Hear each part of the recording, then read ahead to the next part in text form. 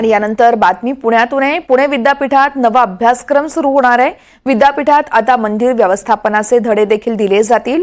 पदव्युत्तर पदविका अभ्यासक्रम सुरू होणार आहे। सावित्रीबाई फुले पुणे विद्यापीठात आता मंदिर व्यवस्थापन या विषयामध्ये पदव्युत्तर पदविका अभ्यासक्रम सुरू करण्यात येतोय।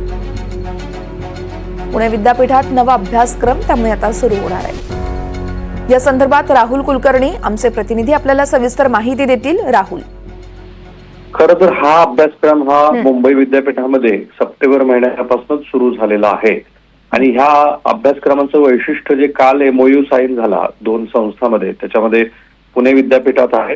तर पुणे विद्यापीठाच्या नाशिक संकुलामध्ये फेब्रुवारी पासून, तर पुणे विद्यापीठाच्या मुख्य संकुलामध्ये जून पासून या अभ्यासक्रमाचे प्रवेश सुरू करण्यात येणार आहेत। तर हा अभ्यासक्रम मुख्यत्वे 6 महिन्याचा असेल।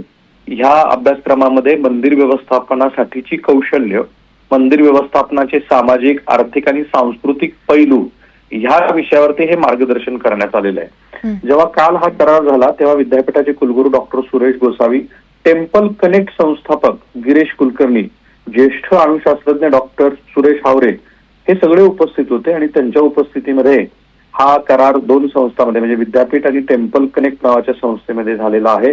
आणि ह्या अभ्यासक्रमाद्वारे मंदिराचं व्यवस्थापन व्यावसायिक पद्धतीने कसं करावं अशा अर्थाने ती एकूण दिसतंय अभ्यासक्रम। पण विद्यापीठामध्ये अशा पद्धतीनं मंदिर व्यवस्थापन शिकवावं का या दृष्टीनं काही चर्चा संभावित आहे।